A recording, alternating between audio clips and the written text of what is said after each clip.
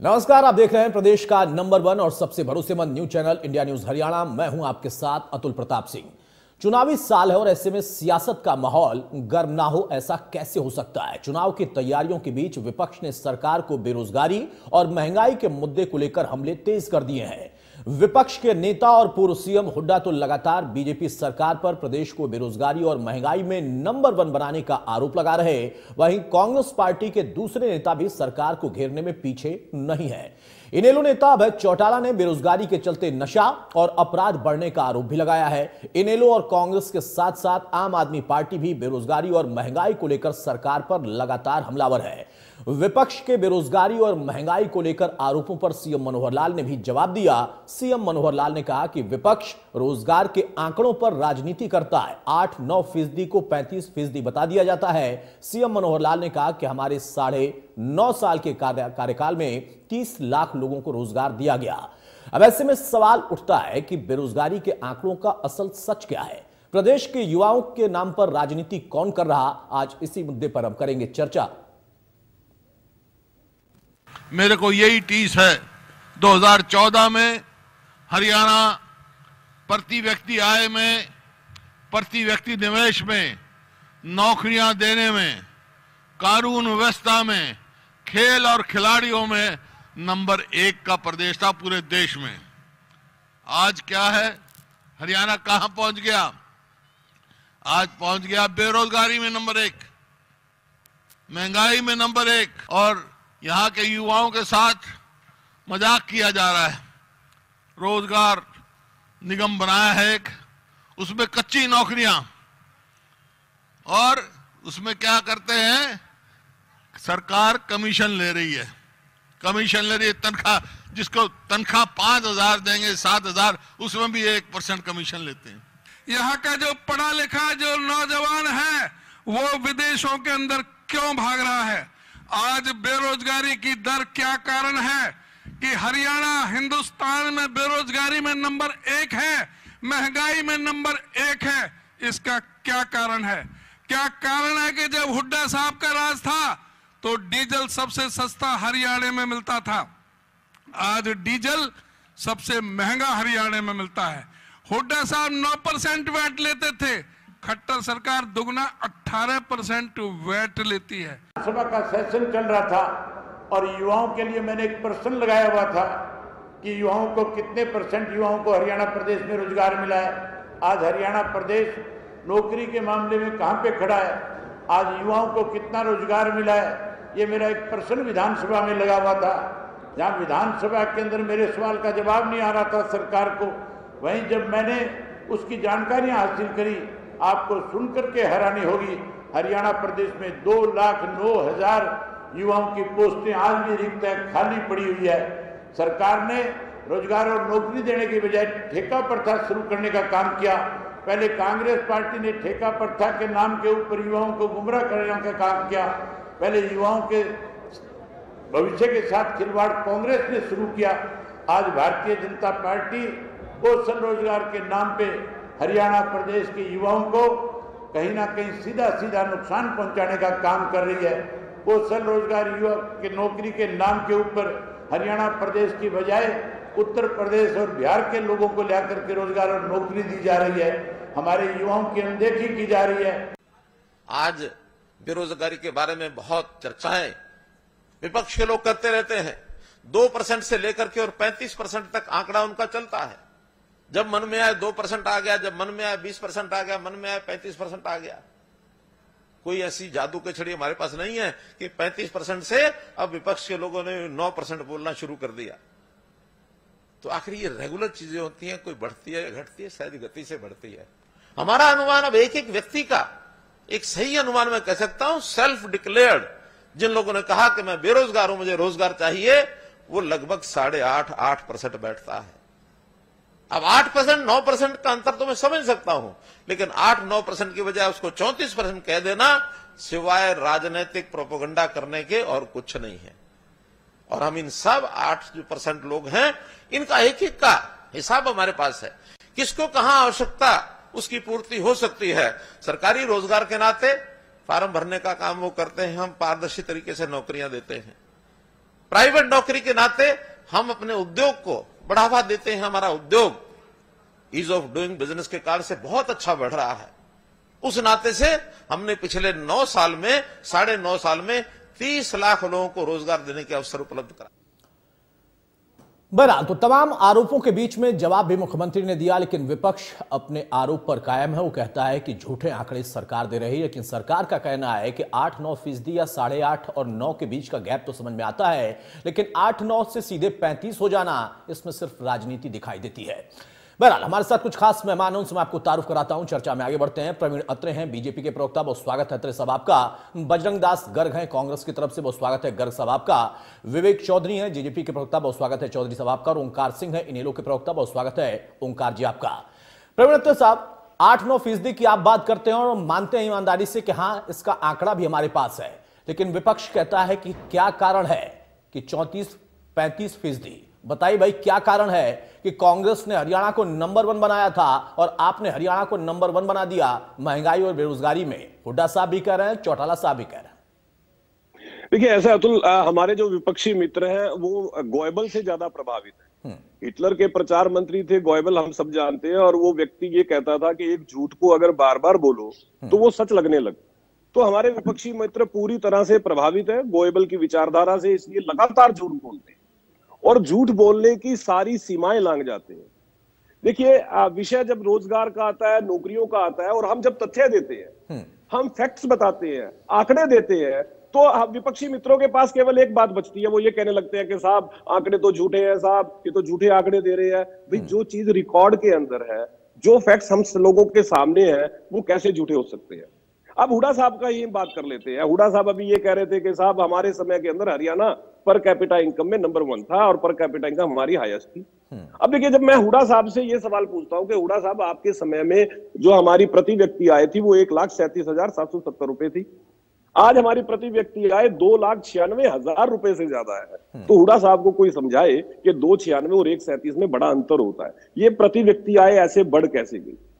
हुड्डा साहब ने एक और बड़ा झूठ बोलना शुरू किया कि साहब देखिए हमारे समय में जो है प्रति व्यक्ति निवेश जो है बहुत ज्यादा था। अरे जिस समय के अंदर आयुष भाई, जिस सरकार में प्रदेश में जो उद्योग पहले से लगे हुए थे वो छोड़ छोड़ के बाहर जा रहे थे। हम सब जानते हैं मारुति ने अपना एक्सटेंशन उद्योग जो है वो गुजरात में शिफ्ट कर दिया था हुड्डा साहब के टाइम पे। हम सब याद जानते हैं कि होंडा के अंदर जो हुआ उस वक्त, ये सारी चीजें हमने देखी हैं। उसके बावजूद अगर कोई नेता मंच पे खड़ा होकर लगातार झूठ बोलेगा। एक और चीज जो एक नया चीज सामने आई है, हम अक्सर कहते थे, देखिए मुख्यमंत्री मनोहर लाल ने सबसे ज्यादा सरकारी नौकरियां देने वाले मुख्यमंत्री मनोहर लाल, पिछली कोई सरकार निकाल लीजिए, किसी सरकार का आंकड़ा निकाल लीजिए, आसपास भी नहीं बैठता। और सबसे बड़ी चीज हमने कहा कि हमने युवाओं को नौकरियां दी बिना पर्ची, बिना खर्ची, योग्यता अनुसार।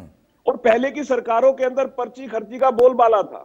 उस वक्त हुड्डा साहब, ये दूसरे विपक्षी नेता जो है, इस बात को स्वीकार नहीं करते थे। लेकिन एक अच्छी बात यह हुई कि कांग्रेस के एक पूर्व विधायक जयप्रकाश जी ने मीडिया में इस बात को स्वीकार किया कि हाँ हमारे समय में पर्ची चलती थी।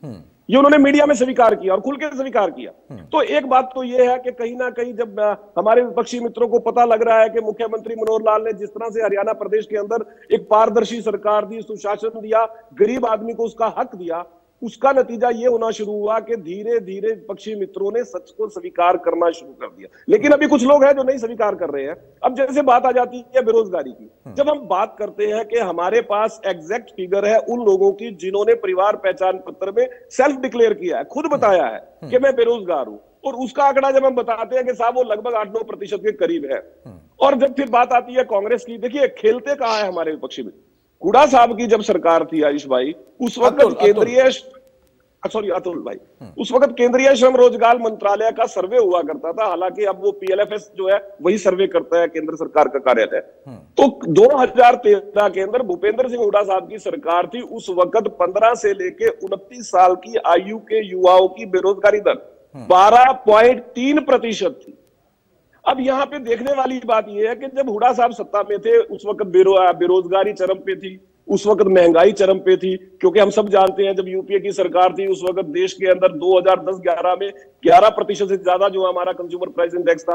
तो जब ये परिस्थितियां देश के अंदर थी और जनता ने इनको महसूस किया है, देखा है, जनता ने नौकरियों की बंदरबाट देखी है, जनता ने सरकार के संसाधनों को डूबते देखा है, अपने अपने लोगों को किस तरह से लाभ पहुंचाए ये देखा है।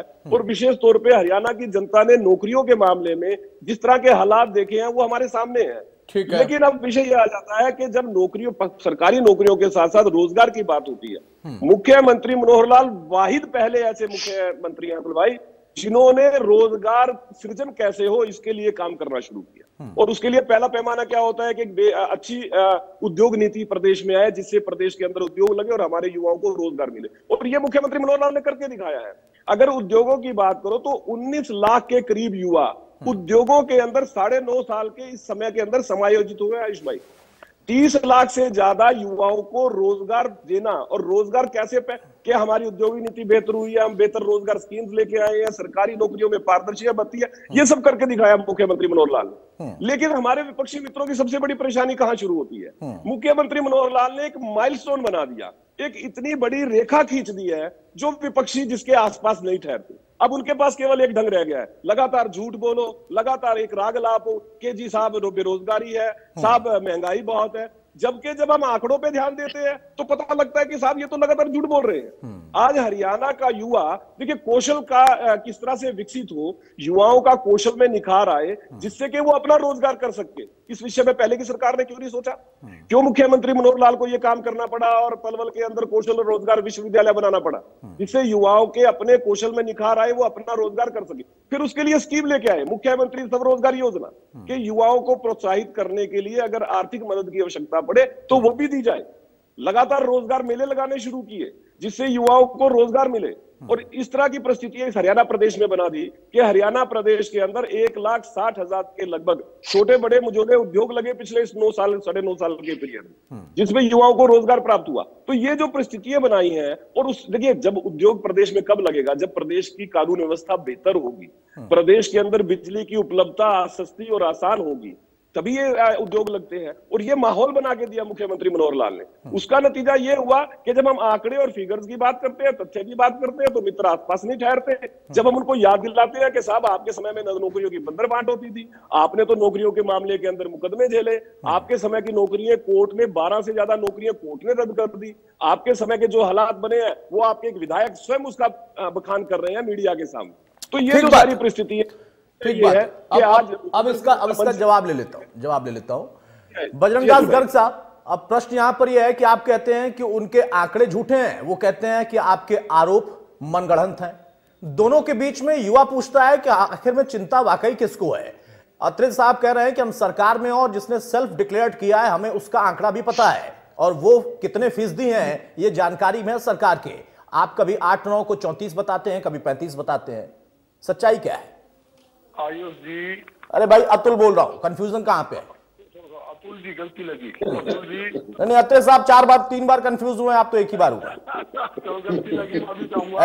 ऐसे आंकड़ों का खेल चलता रहता है सरकार में और विपक्ष में। अतुल भाई कभी योग में हर रोज आया करो।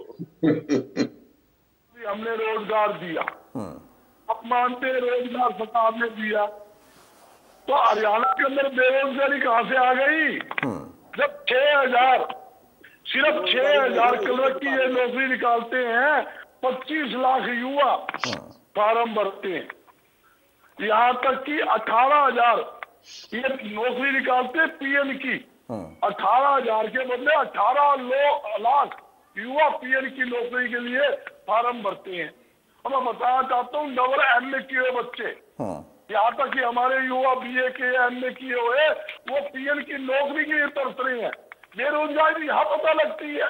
ये कहते हैं कि लाइन ऑर्डर की स्थिति बढ़िया होती है, मैं कहती हूँ बहुत से बदतर आज हरियाणा क्राइम के अंदर अव्वल स्थान के अंदर है। 2 दिन पहले मातूराम अलग है, ये आप जानते हो वहाँ फेमस है, उसके यहाँ बदमाशों दिन दहाड़े 10:30 बजे 40 राउंड फायरिंग किया टोक के ऊपर, 5 बदमाशों ने 2 करोड़ की फौजती मांगी गई।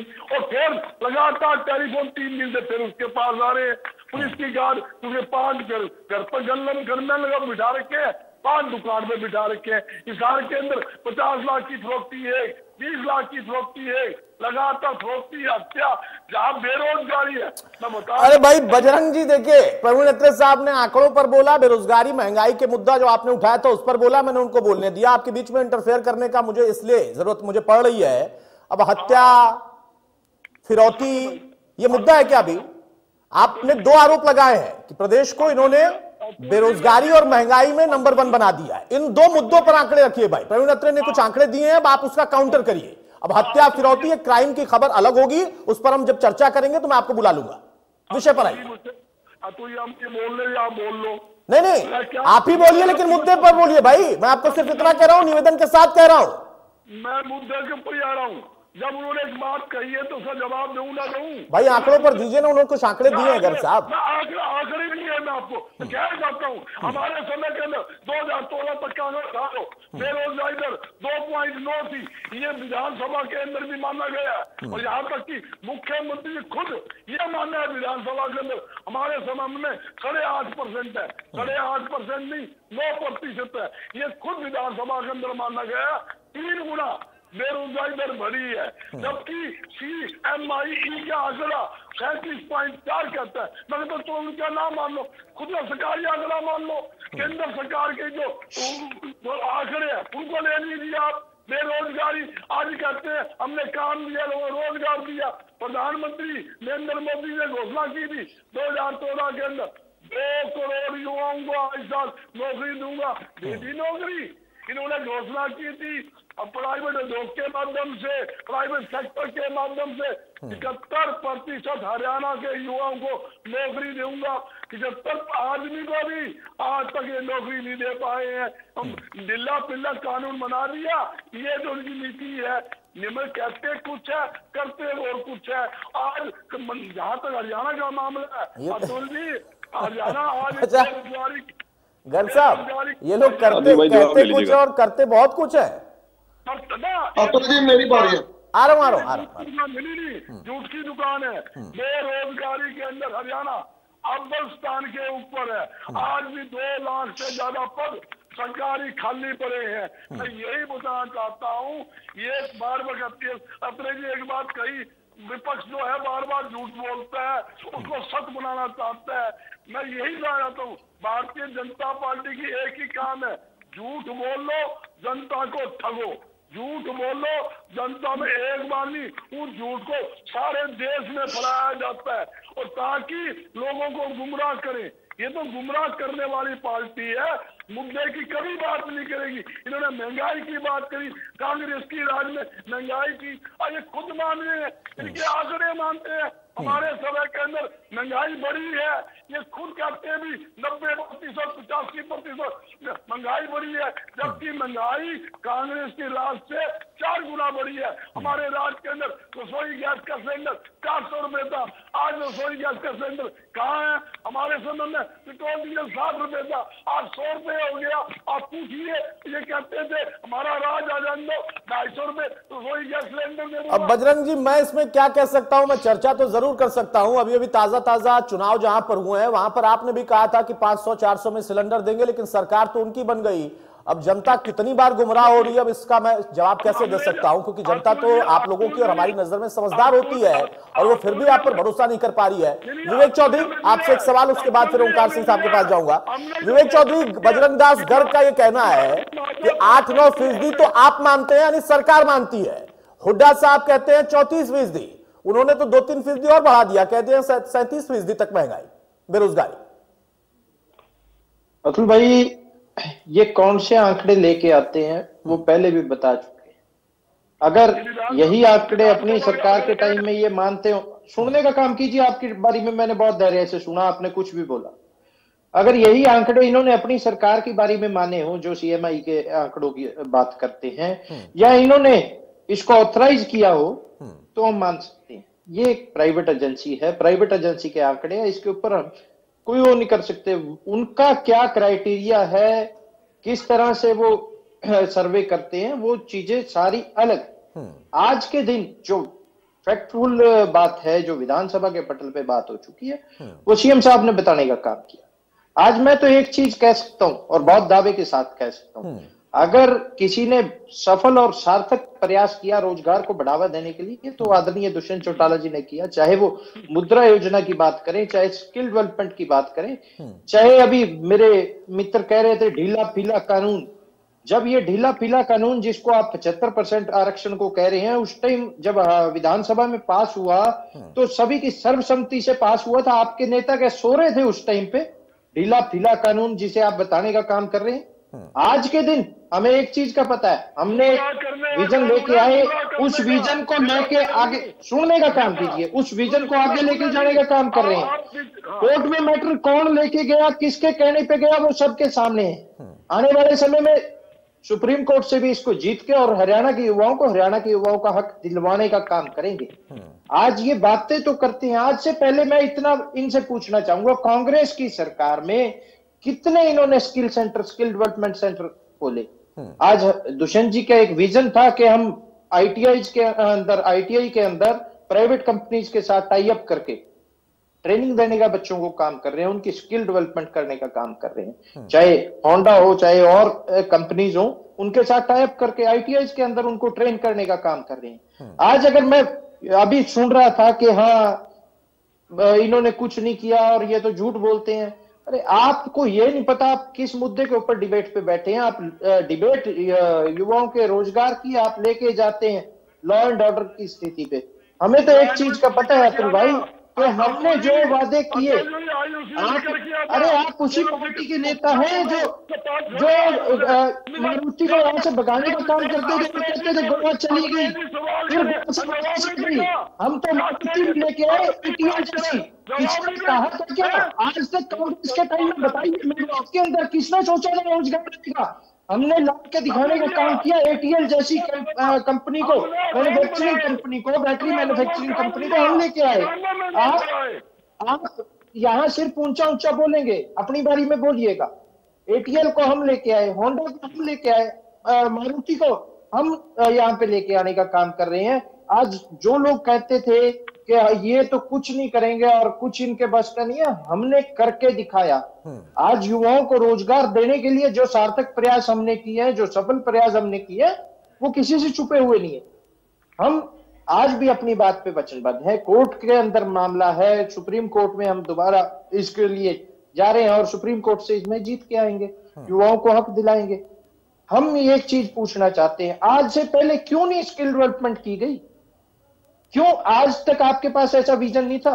भूपिंदर सिंह हुड्डा जी तो कह रहे हैं, भूपिंदर सिंह हुड्डा जी ये बता देना कि मेवात आज तक क्यों अछूता था, जींद आज तक क्यों अछूता था, क्यों रोहतक तक सीमित रह गए? हमने तो रोहतक के अंदर भी फुटवेयर क्लस्टर बनाने का काम किया। ये सिर्फ अपने अपने तक सोचते हैं, हमने युवाओं की सोची, युवाओं के लिए जो रोजगार के अवसर हमने पैदा करने का काम किया, वो किसी से छुपे हुए नहीं है। मुद्रा योजना के तहत, स्टार्टअप पॉलिसी के तहत हम किस तरह युवाओं को प्रेरणा देने का काम कर रहे हैं कि हाँ सक्षम बने, अपने रोजगार लगाएं, आगे रोजगारों को देने का काम करें, वो किसी से छुपे हुए नहीं है।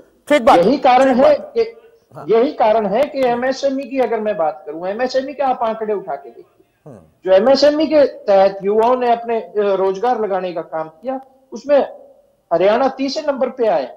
वो किसी को नहीं बताएंगे। हम आज आंकड़े लेके चलते हैं और आंकड़ों के आधार पे काम करते हैं।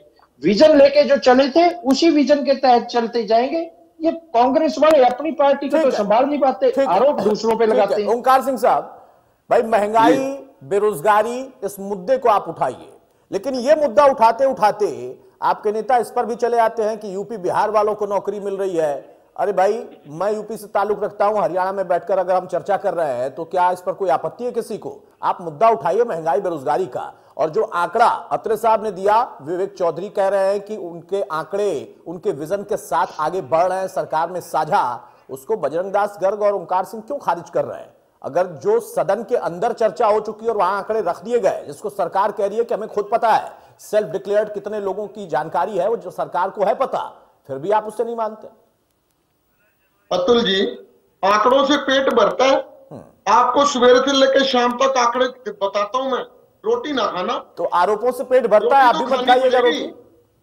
मैं वही आंकड़ों पे ही आ रहा हूँ। नहीं, आंकड़ों नहीं, आपने कहा आंकड़ों से पेट भरता है, मुझे भी पता नहीं पता है। तो आपने जो आरोप लगाया, आरोपों से पेट भरता है क्या? फिर आप भी मत खाइएगा रोटी, लगाते रहिए आरोप, पेट भर जाएगा। अतुल जी वही तो बता रहा हूं मैं आपको।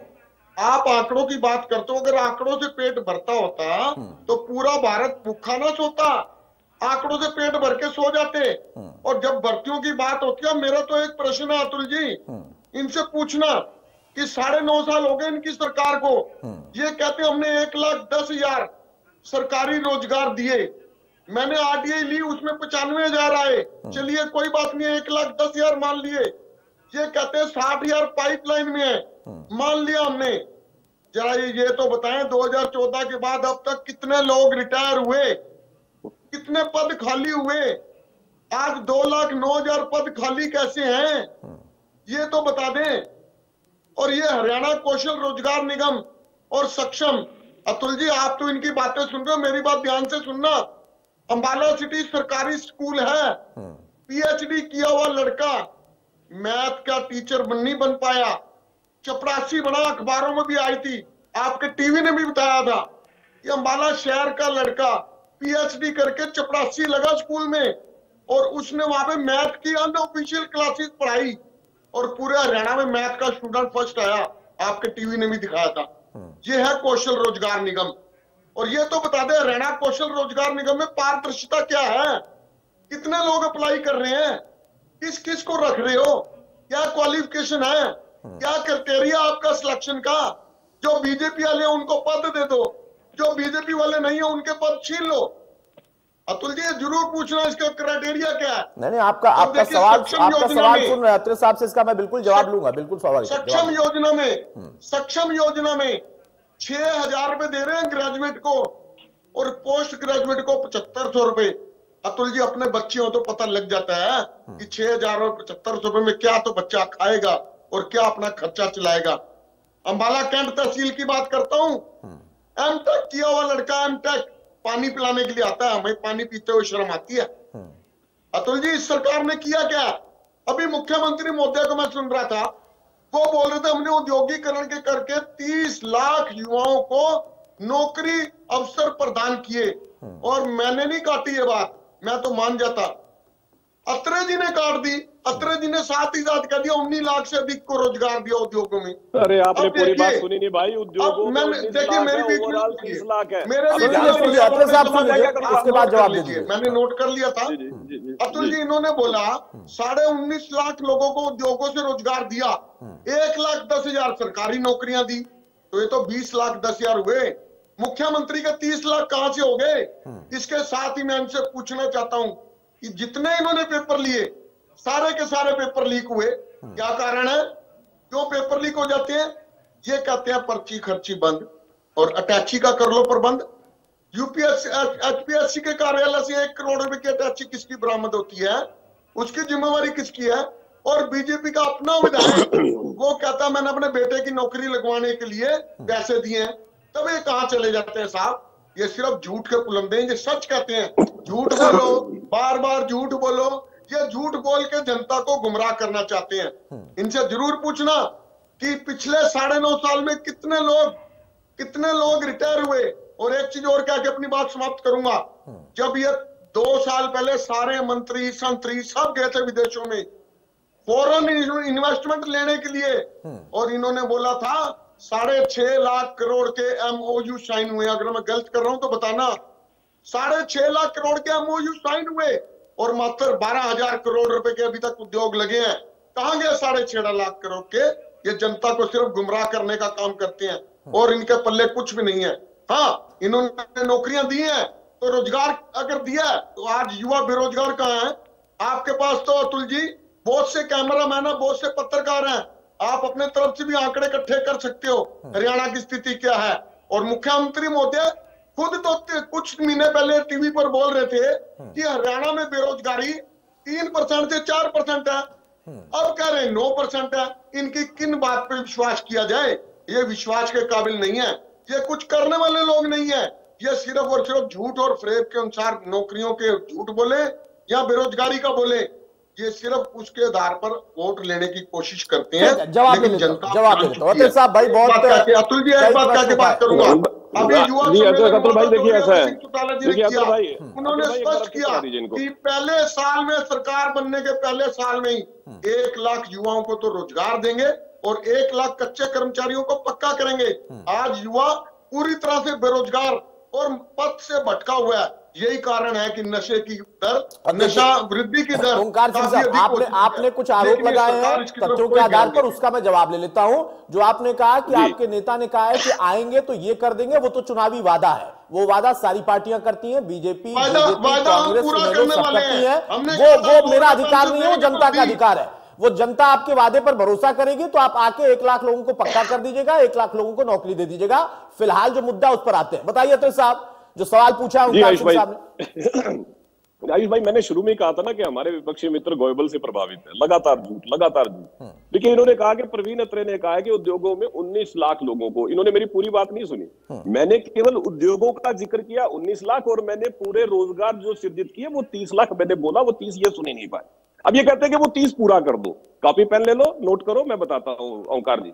उद्योगों के अंदर 19,06,000 युवा, स्टार्टअप इंडिया के अंदर 4,119, प्रधानमंत्री स्वनिधि योजना 46,616, सक्षम युवा योजना 1,76,423, सक्षम सारथी योजना 78,000, अंत्योदय उत्थान मेले में जो रोजगार मिला 50,000, रोजगार मिलों में 31। अरे आप नोट करो कागज पे, आपको पूरा करके। अरे नोट कर लिया मेरे भाई, नोट कर लिया। आप सक्षम योजना वाले को रोजगार मांग रहे हो। अब बताता हूं स्टाइपेंड 6,000। अरे शुक्र है भगवान का, आप टीवी पे बोल गए।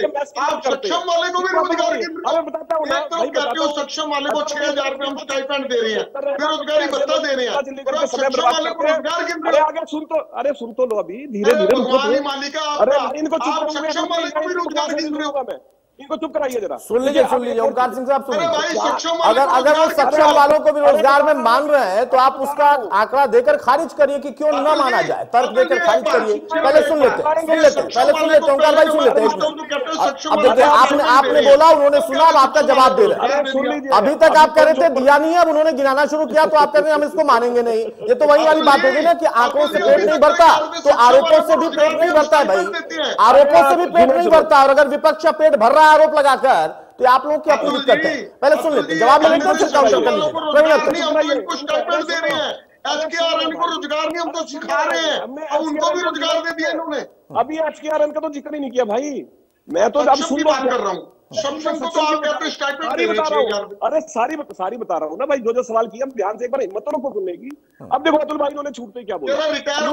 अरे सुन तो, हाँ वही बता रहा हूँ। देखिए अतुल भाई, हैरानी ये है, इस लोकतंत्र की खूबसूरती भी है ये। वैसे एक ऐसी पार्टी का प्रवक्ता जिस पार्टी को 1999 से लेकर 2005 निकले हो। अरे यार, इनको तकलीफ बहुत होती है यार। 1999 से लेकर 2005 तक 6 साल सरकार चलाने का मौका मिला।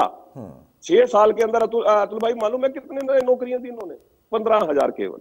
और हम बात कर रहे हैं यहाँ पे 9 साल के अंदर पक्की सरकारी नौकरियां 1,10,000 से ज्यादा की। रिटायर कितने किए? अरे बता रहा हूँ, आपके समय भी रिटायर हुए होंगे, तो 15,000 पे। अरे भाई बीच में बोलोगे यार, तुम बीच में बोलोगे क्या 1 to 1? क्यों? अरे भाई रिटायर तो बता दो कितने कर दिए। अब सुन लीजिए, जब सत्ता में थे तब आपको ये बातें याद नहीं आई। तब आपने नौकरियों की जो बंदर बाट की, उसका नतीजा ये हुआ कि भाई तक जेल तक जाना पड़ गया। कम से कम चैनल पे बैठ के रोजगार। आपकी सहयोगी पार्टी भी बैठी है साथ में, उनसे बात कर लेना भाई, उनसे बात कर लेना। मैं जो बात कर रहा हूँ, सहयोगी पार्टी भी बैठी है भाई।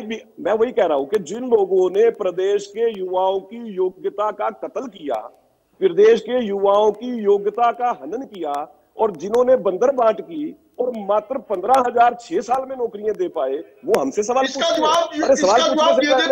पूछ लेना। एक और बात देखिए अतुल भाई, इन्होंने बड़ी गलत बात। सहयोगी पार्टी है, बीच में मत बोलो भाई, बीच में मत बोलो, इतने परेशान मत हो। ये कहते हैं देखो जी, ये जो है ना युवाओं को 6,000 से लेके 7,500 रुपए तक दे रहे, हालांकि इनको पूरा पता नहीं है। 6,000 और 9,000 दो फिगर है, 7,500 नहीं है। ये कहते हैं कि साहब देखिए ये तो कमाल हो रहा है। भाई जब आप सत्ता में थे आप 100 रुपए से ज्यादा नहीं दे पाए, और हमसे सवाल पूछते हो जिन्होंने 9,000 देने शुरू किए और 100 रुपए देने वाला सवाल पूछ रहा है। ये है लोकतंत्र की खूबसूरती। अब 9,000 रुपए तनख्वाह दे रहे हो आप। अरे तनख्वाह नहीं है, आपको पहले भी बताया था बेरोजगारी भत्ता है, पहले समझो थोड़ा। तो अभी बेरोजगारी में क्यों दे रहे हो उनको? फिर उनको रोजगार क्यों गिन रहे हो? पहले सुन लो आप। अब देखिए, कांग्रेस के प्रवक्ता ने ये कहा कि एक एमए पास बच्चा पीयून लगा हुआ है, और ये वो पार्टी कह रही है अतुल भाई 2013-14 का श्रम रोजगार मंत्रालय के सर्वे रिपोर्ट निकालिए, जिसमें यह स्पष्ट कहा गया है कि कांग्रेस सरकार में जो ग्रेजुएट से ऊपर हर तीसरा युवक बेरोजगार। उस पार्टी का प्रवक्ता हमसे ये पूछ रहा है कि आपने ग्रेजुएट व्यक्ति को नौकरी कैसे दे दी, जो नौकरी देते ही नहीं थे। ये सबसे बड़ा विडंबना है, ये इस लोकतंत्र की खूबसूरती है। अब इन्होंने एक बात जो बड़ी गजब कही कि देखिए साहब, विधानसभा में सरकार ने ये बात मान ली थी कि हमारे समय में 2.3% बेरोजगारी थी और इनके समय में 8-9% थी। देखिए भाई, जब कोई प्रवक्ता यहाँ बैठ के उल जुलूल बोलना शुरू करता है तो मुझे लगता है हमारा फर्ज बनता है कि उसको समझा दे थोड़ा सा। सरकार ने नहीं माना है। विधानसभा के अंदर भूपेंद्र सिंह हुड्डा ने दीपेंद्र हुड्डा के एक बयान का हवाला देते हुए ये कहा कि साहब देखिए हमारे समय में तो 2.3% थी, लेकिन जब हमने, अरे भाई अब फिर ये शुरू हो गया, जब हमने, अब मैं ये बात क्या कह रहा हूँ, अब ये बीच में चलाना शुरू किए। ये भूपेंद्र हुड्डा ने कहा था, सुन लीजिए, पहले भूपेंद्र हुड्डा ने कहा था, और जब मुख्यमंत्री जी ने उसी एक दिन पहले PLFS की रिपोर्ट आई थी हरियाणा के ऊपर, पीरियोडिक लेबर फोर्स सर्वे की, जिसके अंदर यह रिपोर्ट में कहा गया कि हरियाणा के ग्रामीण और शहरी दोनों क्षेत्र के युवाओं की जो रिपोर्ट है उसके मुताबिक 6.1% बेरोजगारी है जून 2023 तक। ये रिपोर्ट आई थी एक दिन पहले। मुख्यमंत्री जी ने उस रिपोर्ट का जिक्र किया, और जो हुड्डा साहब की सच्चाई है मैं पहले बता चुका हूं।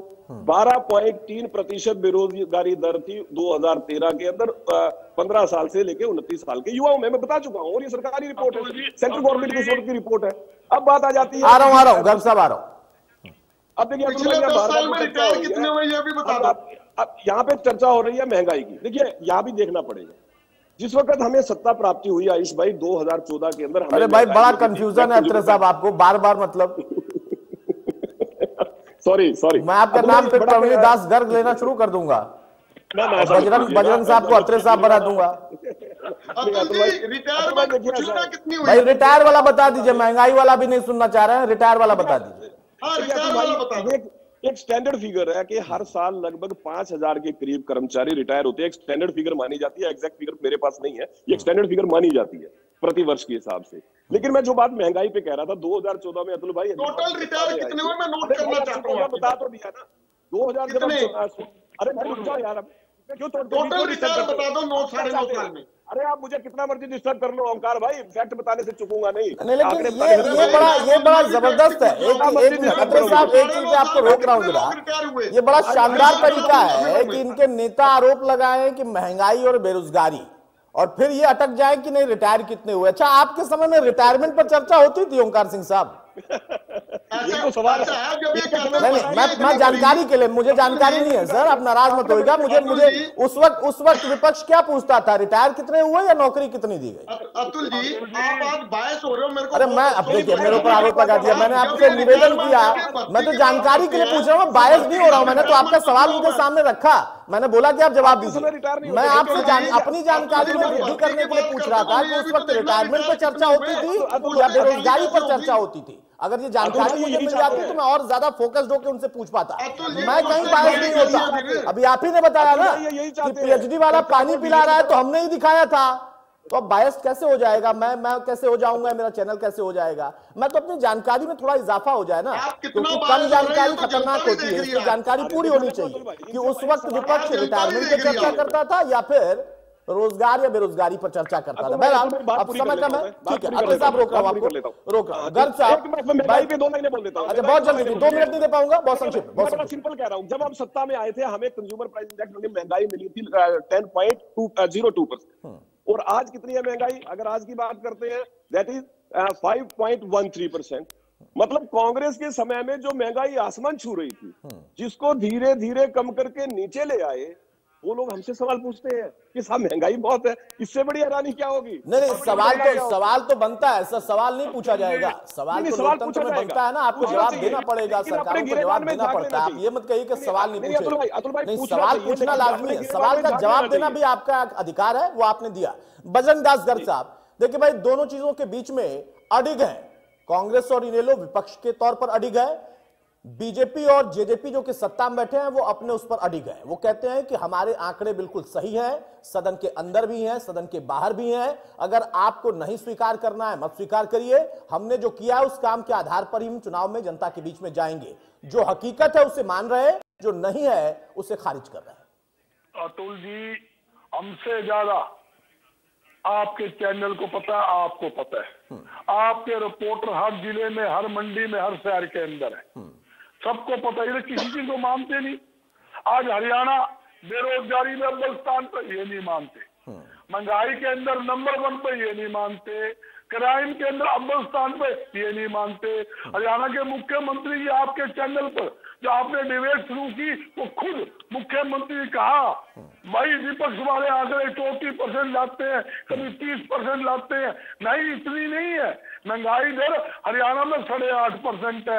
ये कहते हैं नहीं 8.5% नहीं है, जबकि हम आंकड़े निकाल सकते हो। सरकारी आंकड़े देख लो, 2014 से पहले के देख लो, आज के देख लो, पता लग जाएगा।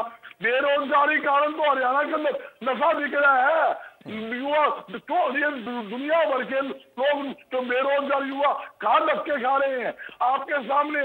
एपनिंग हरियाणा सरकार ने बनाया गुरुग्राम के अंदर, करोड़ों अरबों रुपए बर्बाद कर दिए।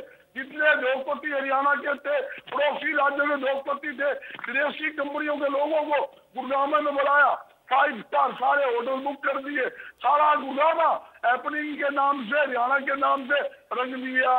और यूं पूछना चाहता हूँ, एपनिंग हरियाणा बनाया, जो इन्होंने घोषणा की, इतने हमारे एग्रीमेंट साइन हो चुके हैं, बता दो भाई कितने लोग लगे इनके राज के अंदर।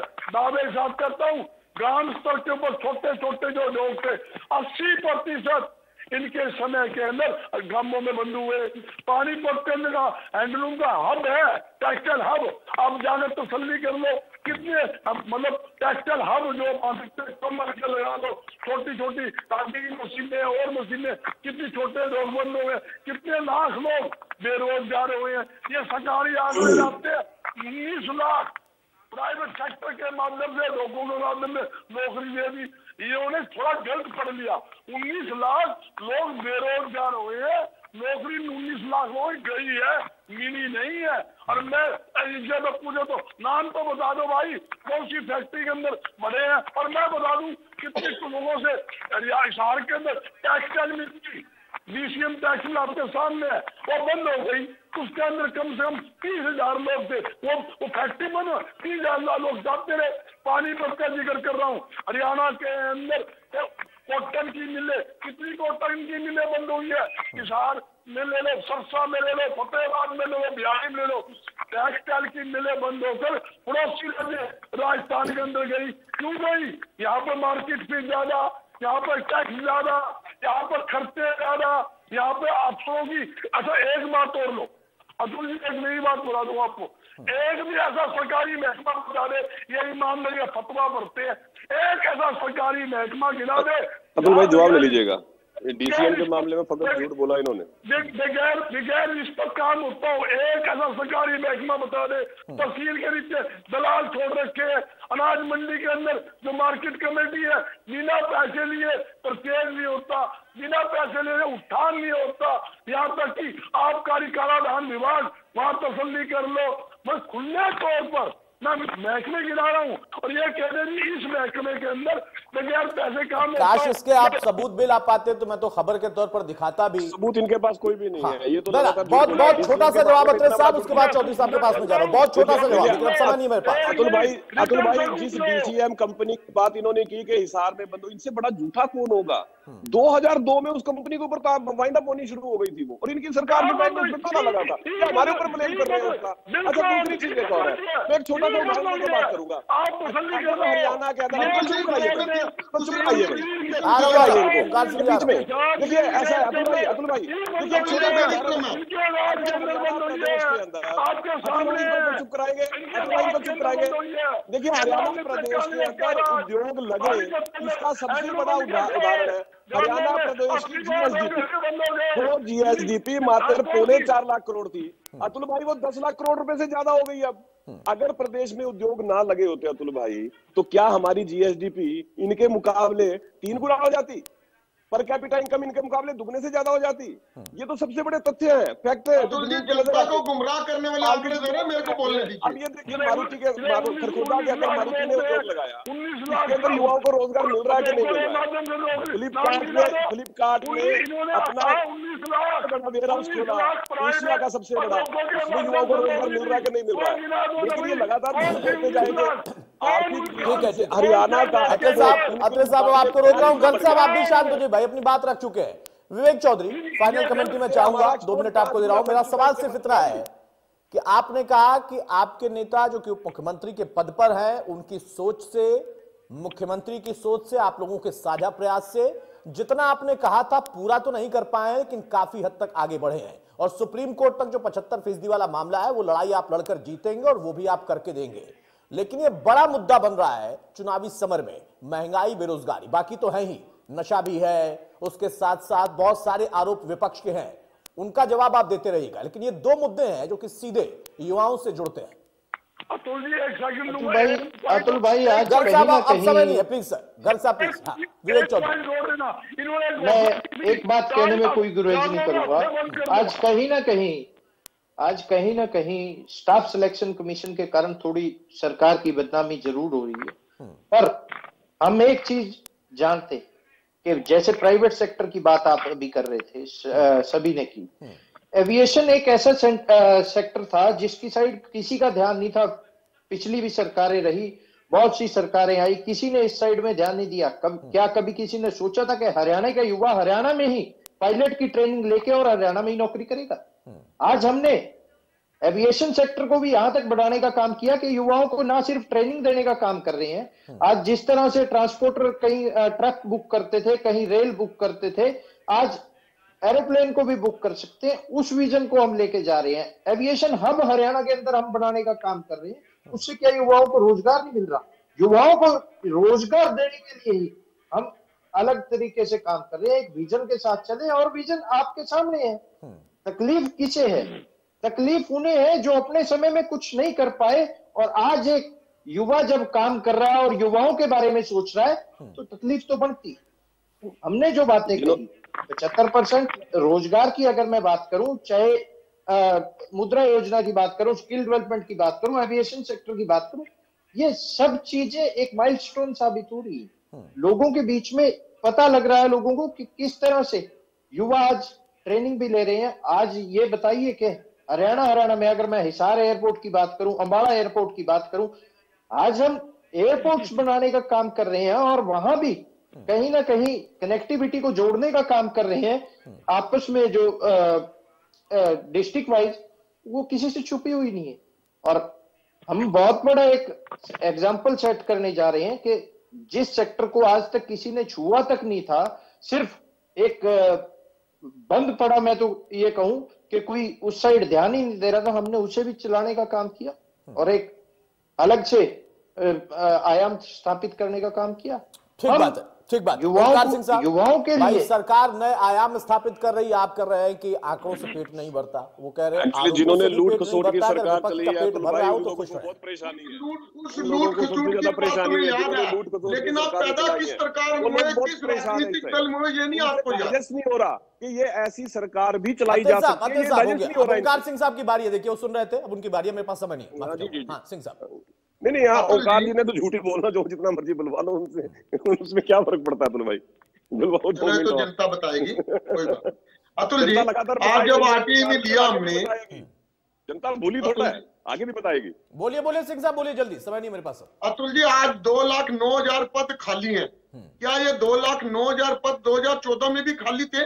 मेरे पूछने का मकसद यह था कि भर्तियां कितनी हुई, रिटायरमेंट कितनी हुई, यही मकसद था मेरे पूछने का कि इन्होंने 2,09,000 पद खाली है, क्या इतने ही पद 2014 में खाली थे? ये जवाब नहीं देंगे। और मैं आपको बताना चाहता हूँ हरियाणा में उद्योगों की स्थिति क्या है।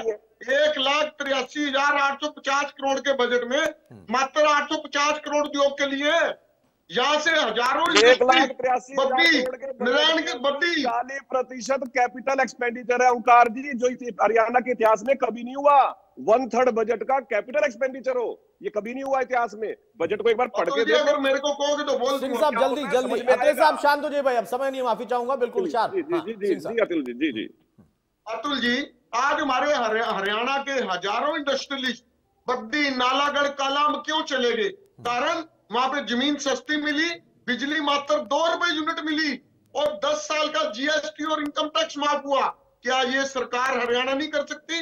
केंद्र में इनकी सरकार फिर वही अतुल भाई झूठ बोल रहे हैं, तो इनकी सरकार दे सकती है पैकेज। तुमने क्या, इनकी सरकार ने क्या किया? करना ही नहीं चाहते। जब केंद्र सरकार, चलिए ठीक है सिंह साहब, माफी चाहूंगा, अब समय नहीं है। और आखिरकार आप दोनों उसी बात पर आए कि ये तो जनता बताएगी, तो जनता ही बताएगी। अगर ये काम नहीं कर पाए हैं तो भी जनता को तय करना है, और अगर काम कर पाए हैं तो भी जनता को तय करना है। फिर आरोप और आंकड़ों दोनों का निस्तारण जनता ही करेगी। बहुत शुक्रिया आतिश साहब आपका, ओंकार सिंह साहब आपका, चौधरी साहब आपका और गर्ग साहब आपका भी। तो मौजूदा दौर में एक बार फिर से महंगाई, बेरोजगारी बड़ा मुद्दा बन रहा है। विपक्ष लगातार हमलावर है, लेकिन सरकार कहती है कि सिर्फ आरोप नहीं, आंकड़े भी देखिए। नमस्कार।